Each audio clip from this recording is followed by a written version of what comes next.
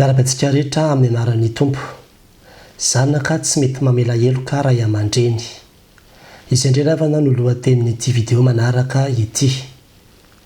Anio dia nataoko manokana ity video ity ho an'ny zanaka aloha. Le zanaka tsy mifampiditra trano, tsy mety mamela heloka ny ray aman-dreny. Fa mbola izy koa ny video ho an'ireo ray aman-dreny izay tsy mety mamela heloka ny zanaka, fa samy ratsy daholo ireo. Ary ity video ity dia natao an'ny kristianina. Tsy natao an'izao tontolo izao ity fa n'izao tontolo izao ny fihetsehampony azy sy ny hevitra izay no mitondra ny fiainany. Fa ny kristianina kosa dia ny tenin'Andriamanitra no ambony noho ny fihetsehampontsika.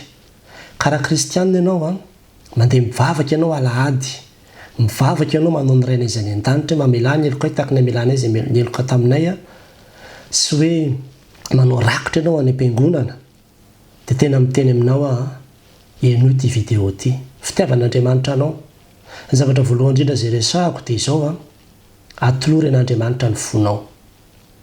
Ny mpangalatra ravana rehefa miditra anatina trano ka mangalatra, dia tsy mangalatra kifafa izy na mangalatra sobika, fa tsy maintsy volamena na vola na zavatra elektronika, zavatra lafo vidy foana no alainy.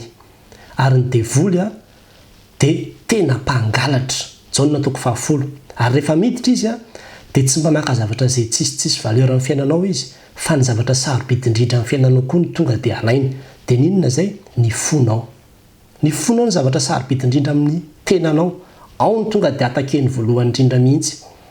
Ka io le fahatezerana milevona be ao anatinao io dia voly no ambadika io. Za dia te-teny anao an'izany aloha voalohany indrindra mihitsy. Ary izay mahatonga ny tenin'Andriamanitra tena manao hoe atolory ihany fonao anaka. Anaka atolory ihany fonao.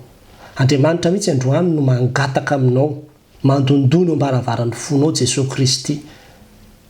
Atolory azy ny fonao. Aza vela Satana ny hiazona ny fonao ka matotra ny fonao amina fankahalany. Tadio ravana fa ny ray aman-dreny dia tsisy ny safidin'izay ho ray aman-dreny ny olona. Andriamanitra nanome hoe tia no ray aman-dreninao. Tsisy ny safidin'izany. Tsy afaka hitenanao hoe ny ray aman-dreny ihany na ny tiako, fa io no nomen'Andriamanitra anao. Ary ny ray aman-dreny tsisy ray aman-dreny hoe tonga lafatra, fa tsy maintsy manana ny fahalemeny daholo.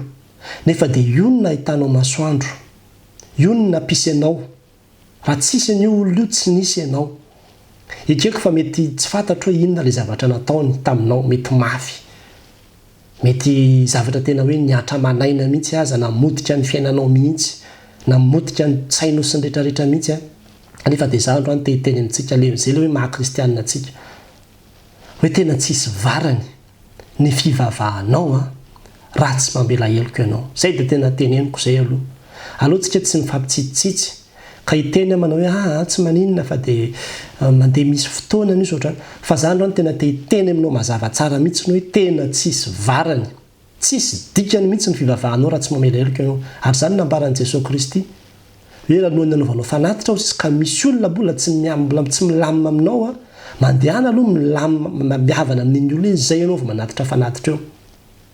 Dia izay koa mbola niteneniny manao hoe na fanampianatra antsika hivavaka izy mamela ny heloka tahaka ny amelanay izay nanao ratsy taminay. Izany hoe ianao aloha mamela dia izay ianao vao mangataka famelan-keloka amin'Andriamanitra. Ka tsy mety ilay hoe mandeha mivavaka foana ihany, manao ny asan'Andriamanitra foana ihany, nefa ianao tsy mifampiditra trano amin'ny ray aman-dreninao. Dia ianao ve mivavaka dia mieritreritra ve ianao fa menanao amin'izany Andriamanitra? Tena miala-tsiny ary havana. Tena tsy hamitaka anao fa tena tsy mihaino an'izany Andriamanitra. Tsy mihaino mivavaka ao Andriamanitra fa devoly no mamitaka anao ambadika izany. Ary io famelan-keloka koa tena safidy io. Safidy io hoe za hamela heloka. Ary ny didi 5 dia fantatsika tsara Exodosy 20:20. Manajany rainao sy ny reninao. Dia ho maro andro ianao amin'ny tany izay omeny Jehovahandriamanitra ao anao. Izany anie tsisy condition anie izany, tsisy fepetra ao, fa tonga dia zavatra tsy maintsy atao izany didy. Hoe ny fanajana ray aman-dreny. Mampalahelo ravana fa misy zanaka tena mahasamy mihitsy, tena mifampitana amin'ny ray aman-dreny. Nefa dia avy eo mandeha mivavaka ihany. Tena miala-tsiny amintsika fa tena mamita teny isika. Tena mamita tena ary tena tsy ao amin'Andriamanitra izany. Mbola tsy an'i Jesosy ny fonao. Matoa mbola zany ny fomba fisainana. Tadio tsara fa io ray aman-dreninao io io no nikarakaranao tamin'ny fahazazanao. Nanao maloto ianao dia io no namafanao nandritra ny taona maro. Io no nanatitra anao tany am-pianarana isan'andro maraina sy hariva. Ary izay no mahatonga ny Taolo tena niteny hoe raha zanaka ny tsy tia ray aman-dreny miteraha mba hahita. Ary ny zava-doza amin'io, io zavatra ataonao amin'ny ray aman-dreninao ihany no ataony ny zanakao aminao any aorianany. Miverina ane io e. Hita mianatra ny zanakao, mijery ianao izy. Dia mianatra. Dia ho ataony aminao koa io any aorianany ary tena zava-doza izany. Tsisy fitahiana miditra amin'io mihitsy, tsisy fahasoavan'Andriamanitra. Fa tena hoe aleo mamela, aleo mifamela, maraiso ny fanapa-kevitra. Le ampopo ane mitondra antsika makaiza moa io ampopo io. Mitondra antsika makany amin'ny elo ane io e. Zay ny tanjony io, fa tsy mitondra loha lavitra zany io. Andriamanitra dia manohatra ny mpiavinavina, manohatra ny mpiavinavina Andriamanitra. Misy olona tena miavinavina mihitsy, mahalala olona ravana tena hoe jusqu'à la mort. Na mpiavanina efa hoe ambavona fahafatesana hoe aloha miavana amin'ny ray aman-drenao fa tena tsy nety mihitsy ilay zanaka hatramin'ny farany. Dia maty ihany izy. Aiza zao izy amin'izao fotoana izao? Nga ianao afaka miverina intsony rehefa maty. Nga rehefa maty ny ray aman-dreninao, izay ianao vao tonga saina ve efa lasa izy, laninao fotsiny ny fiainana firy-taona, laninao ny fankahalana taminy fotsiny efa fotoana tokony hanaovana hifampizarana fitiavana. Ny fiainana androm-pahavelomantsika ny aravana dia fotoana fohy mandalo voafetra e. Dia ao anatin'io fotoana voafetra io ve dia laninao hankahalana olona fotsiny ny androm-piainanao. Tsisy hoe rehefa hoe omena prolongation hoe omena firy-taona indray ianao ohatrina ny fahafatesana fa rehefa zay dia maty ianao dia zay. Dia arakaraka izay nampiasanao azy teo no hitsarana anao. Izany androany tena te hiteny amintsika zanaka rehetra. Ninona antony rehefa vita izao video izao atoloren'ny tompon'ny fiainanao, atsoy ny ray aman-dreninao dia mifamela. Didy vaovao izy izao nomeko anareo dia mba hifankatiavanareo. Ary izany no ahafantaran'ny olona rehetra fa mpianatra ianareo. Mety tena maharary, mety milatsaka mihitsy ny ranomasinao mahita an'izao video izao satria mafy taminao ilay zavatra nahazo anao. Fa izao no nampianarin'i Jesosy antsika, mamela ny elony. Ilay olona namantsika azy anie ny tenenin'i Jesosy tompo tamin'izany teo ambony azy fijaliana e, mamela ny elony indray eo, fa tsy fantan'izay ataony. Mety hoe nanala baraka anao tsy fantatro, fa ray aman-dreninao foana io. Ray aman-dreninao foana io.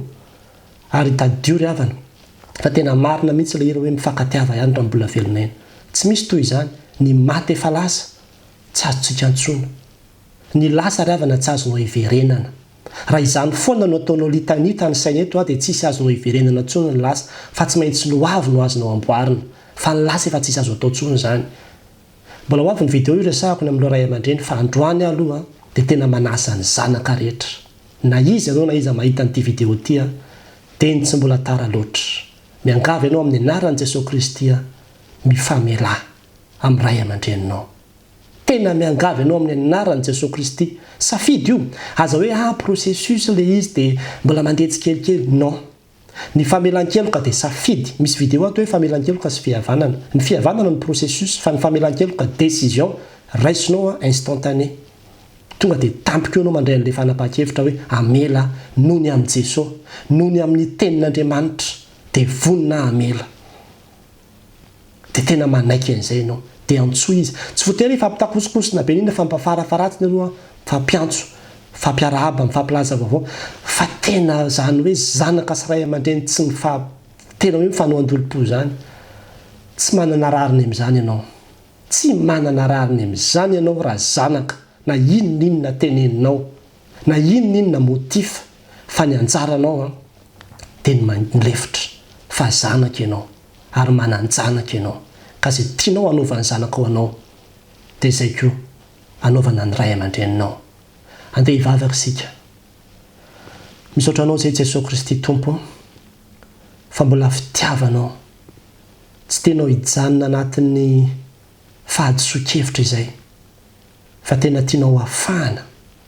Ka niza ananomezanao izao video izao mahatsiaro voakasika izao video izao dia mangataka ny fanahinao masina Tompo. Tsy vitany ny mamela heloka, sahirana izy mangataka ny fanahinao masina hanoritory ny fo vato rehetra, ka nome azy ilay fo vaovao, ilay fo nofo, anjakanao sy toeranao fenoy ny fitiavanao, fenony fitiavanao izy amin'izao fotoana izao ka sio amin'ny fananao masina aoka le fitiavana avy aminao mihitsy no anjaka sy hiditra ao anatiny amin'izao ora sy minitra izao anana ny ery hamelaheloka hiavana amin'ny ray aman-dreniny ho voninahitra ao Andriamanitra rery ihany amin'ny anaranao Jesosy Kristy Tompo nanaovako sy angatahako izany vavaka izany amen.